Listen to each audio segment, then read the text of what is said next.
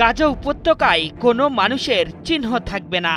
পবিত্র ভূখণ্ডে সামরিক অভিযান বিস্তৃত করে যে কোনো মূল্যে ফিলিস্তিনিদের বাস্তুচ্যুত করবে বেনিয়ামিন নেতানিয়াহু। পুরো উপত্যকার নিয়ন্ত্রণ নিয়ে নিজের মনের খায়েশ মেটাতে মরিয়া দখলদার প্রধানমন্ত্রী। তবে দখলদার সরকারের এমন পরিকল্পনা কখনোই মেনে নেবে না তাদের পশ্চিমা মিত্ররা। নেতানিয়াহুর পরিকল্পনা প্রত্যাখ্যান করে দখলদার সরকারকে হুঁশিয়ারি দিয়েছে যুক্তরাজ্য, জার্মানি ও ইতালি সহ ৫ পশ্চিমা দেশ।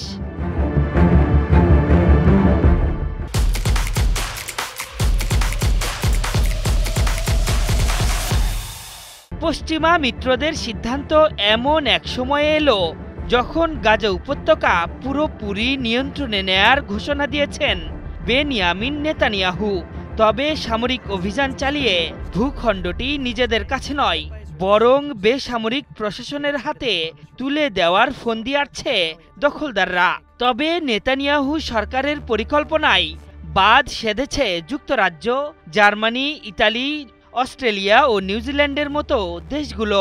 এক যৌথ বিবৃতিতে তারা বলেছে, ইসরায়েলের নতুন পরিকল্পনা প্রত্যাখ্যান করছে, সেই সাথে আল আকসা অঞ্চলে দ্বিরাষ্ট্র সমাধান বাস্তবায়নের অঙ্গীকার ধরে রাখার প্রতিশ্রুতিও জানিয়েছে তারা।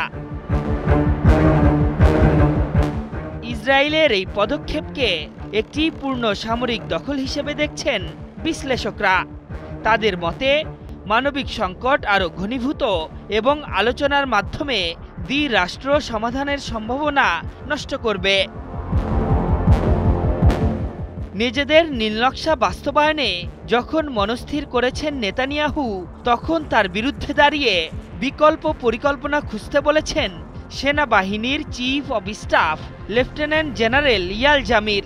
মূলত গাজায় জিম্মিদের জীবিত উদ্ধার, সংকট দীর্ঘস্থায়ী এবং সামরিক অর্থনৈতিক ক্ষতি এড়াতে নেতানিয়াহুর পরিকল্পনায় বাদ সেধেছেন আইডিএফ প্রধান।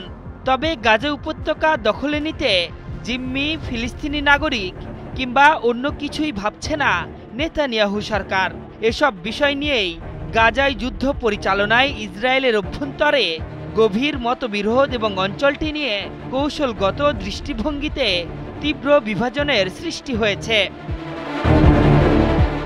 ইসরায়েলি গণমাধ্যমের বরাতে আল মায়াদিন জানিয়েছে, চিফ অব স্টাফ জামির এবং রাজনৈতিক নেতৃত্বের মধ্যে দ্বন্দ্ব চরমে পৌঁছেছে।